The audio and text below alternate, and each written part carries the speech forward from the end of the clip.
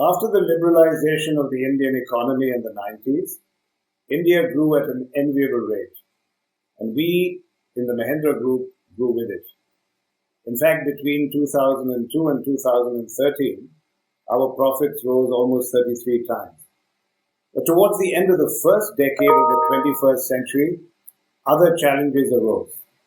Wall Street fell. Public anger boiled over. Economies tanked as the world went into recession.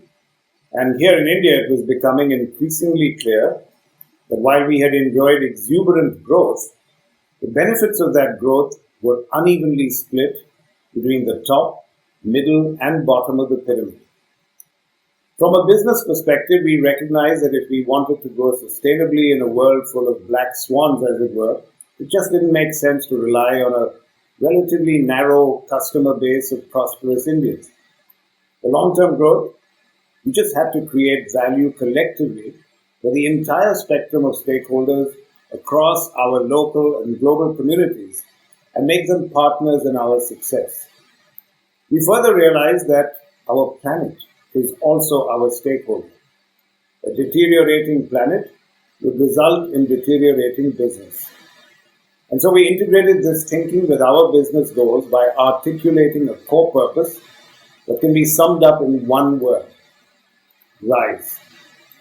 Our core purpose today is to enable others to rise by driving positive change in their lives. And we don't talk about profits because we believe that if we do enable others to rise, we will rise with them and profits will inevitably follow. So now we judge all our business strategies against the touchstone of this purpose, and it served us well. Concern for people has led us to choose new businesses that make an impact on people and communities. Concern for the planet has incorporated sustainability into our strategies, into our workplaces, our products, and our lives, resulting unsurprisingly in innovation and savings. I think we were ahead of the curve, even if that sounds a little immodest. Today, RISE is a philosophy which can serve as a signpost for the post-COVID world. And the pandemic has underlined that we are all an inextricable part of a larger community, irrespective of geography, wealth, or status. We depend on each other for our well-being. In our own interest, we need to look not just at the well-being of the shareholder or one particular class of consumer, but at the well-being of the community as a whole. I'm not surprised, therefore, to see the emergence of the concept of community capitalism. Now, this is a concept that Wikipedia defines, and I quote, as an approach to capitalism that places a priority on the well-being and sustainability of the community as a whole, unquote. I believe this captures the new reality, and in the future, communities will act as a very powerful brake on the excesses of shareholder value-led capitalism. Now, that being said, I think that the interpretation of community doesn't go far enough. Wikipedia defines a community as a metropolitan area, a region, or an entire country.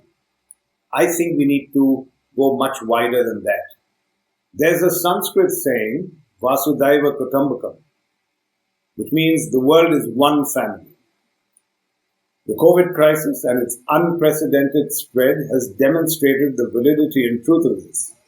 And it's only when we interpret the concept of community in its widest sense that community capitalism can realize its full potential. I also strongly believe that since purpose is more important than ever, it must become a core business belief. It has to be more than just an add-on, more than just a box to be ticked. In my view, purpose will truly come first, only when it is aligned to Adam Smith's assumption that human beings act out of enlightened self-interest. Even in our RISE philosophy, there's an underlying assumption that it is in our self-interest to enable others to rise, because if they rise, we rise with them. And that doesn't detract from the idealism of the purpose. On the contrary, it exhorts and enables it. Purpose-led capitalism, where enlightened self-interest aligns with community interests, is the way that business will evolve in the future. Business leaders who get this will immensely enhance their company's brand value in the decade to come. They will understand that in a post-COVID world, the well-known triple bottom line of people, planet, and profits needs to be transformed into the equation people plus planet equals profits. Thank you very much for letting me be a part of this event.